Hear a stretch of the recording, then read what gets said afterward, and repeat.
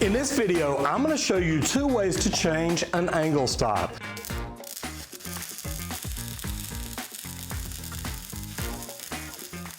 I'm going to show you how to change it if you've got one that's soldered on, or I'm also going to show you an easy way to change one out that may be compressioned on. Now this is good because I'm going to actually show you how to take off the brass ferrule in a very unique way that you'll never have a problem. If you're new here, or even if you're not, if you've been here before but never subscribed, make sure to hit the subscribe button and ring the bell because I'm going to keep coming and bringing you valuable information. So angle stops. We've all been out to a job before where you give them a price to rebuild a toilet, rebuild a lavatory faucet, something like that. But then you go to shut the angle stop and either it's not working or it's leaking or it's just so old and tight you really don't want to mess with it, and you know that if you turn it off it may not turn back on. So you may need to tell the customer, look, we're going to need to change out your angle stop. The first one is very easy. I'm just going to solder one off and solder one on. Not very hard to do, but I want to do things right. So first I want to make sure we got on our safety glasses, and then whatever kind of gloves you need. Now for angle stops, I would probably just use a brown jersey glove. That way I can wipe my joint, I can do whatever I want to do. Now let's go ahead and step over here and look at this. If I had a nipple this long sticking out, I would probably just take a pair of tubing cutters and cut it right back here. That's a lot of pipe to be sticking out, especially when you figure it's probably going to come back in to where the valve is. So I would probably just cut this. Now if I have a shorter one here, I would probably cut it about that short because I would want them to line up. Now I know you've normally got an escutcheon here. This is what we built here in the shop for the trainer.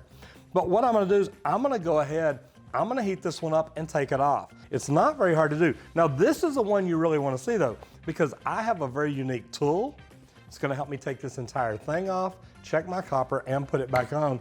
And when I don't have a whole lot of room to work with, I really wouldn't want to get in here and try and cut this and put another compression on because my area is so tight here. So you're going to like this new tool that I got. I want you to check it out and tell me what you think. And if you're a plumber, let me know down below. When you're changing out a compression stop, do you actually take off the ferrule or do you just screw a new compression angle stop on knowing that the nut should be the same size?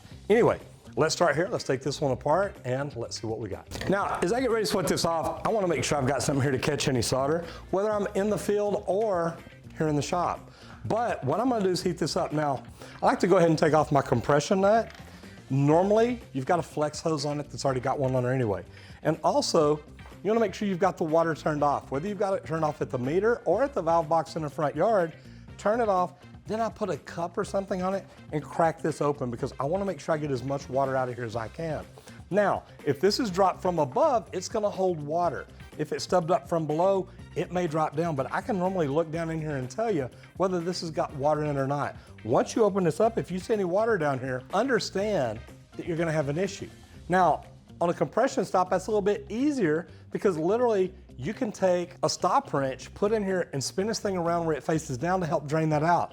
On a solder joint, you don't have that option. If it does have water in it, you may end up having to heat up your stub out to boil that water out. We're gonna go ahead and get it to where we're ready to grab a hold of it and then heat this thing up and get it off there. And you can normally look at the solder and see it's gonna change from a solid to a liquid. You might also see it get really, really shiny. And then when it's ready, you just grab it and pull it off. Now, the good thing about that, if you've got a rag or anything handy with you, go ahead and wipe it off at that point. It's going to help you when it comes time to clean it here in a minute. Now, also, you want to look at the inside of your angle stop. You want to see, can you tell what was causing it to leak? Is there any buildup in there? Is there any trash in there? Is there anything in here maybe you need to flush out? If not, let's just plan on putting a new angle stop on. So I'm going to go ahead and get this cleaned up and get it ready to solder back on. So I wiped everything down whenever I pulled it off, so this actually looks pretty good.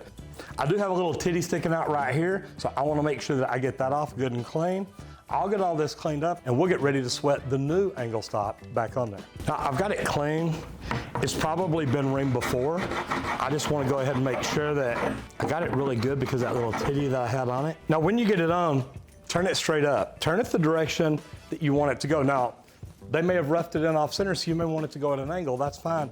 Make sure you get your angle stop lined up just exactly the way you want it. At this point, I like to wipe off any excess flux. The reason being, you don't want that solder to just run everywhere, and flux can make it do that.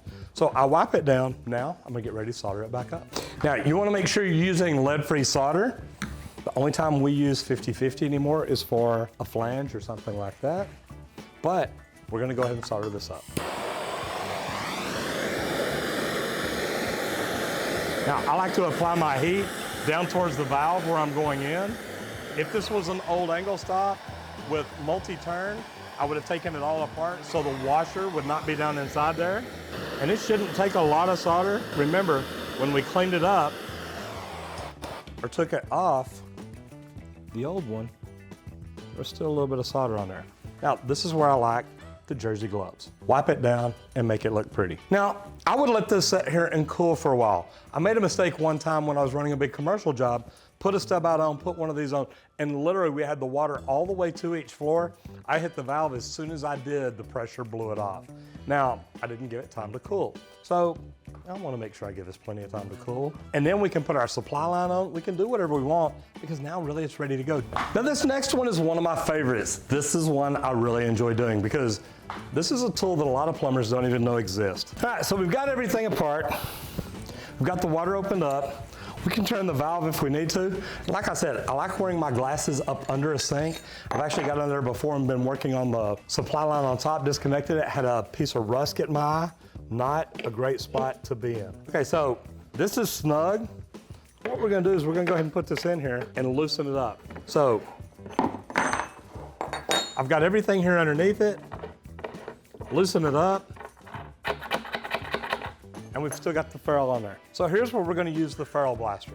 So I'm gonna pull this nut up because I want it to catch it all the way around. Come up in there and start squeezing. And as you see, that's going up inside the copper.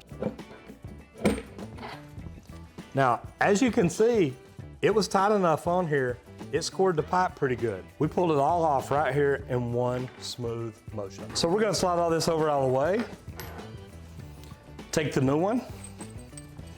Put the nut and ferrule on there and tighten it back up. So what I would ask you is, number one, if you change out a compression angle stop, do you use a Ferrule Blaster? What do you use? I know I've been in a spot where I didn't have one with me before and I took a mini hacksaw, cut the ferrule and peeled it apart. A lot of different opportunities. Guys, investing in the right tools, that is the smartest thing you can do as a tradesman. Your tools are gonna help you work smarter, not harder. So if you've used this before or you've got something else you use, do me a favor, leave me a comment down below and let me know. Or are you one of those plumbers? You just take it apart, screw the new one on, and not worry about it. I'd love to hear what you think. I'm Roger Wakefield, helping you make more money in the trades. I do have, I don't know if titty's a word you can use in, okay, I like it. When it's over, it's over. Yes, indeed.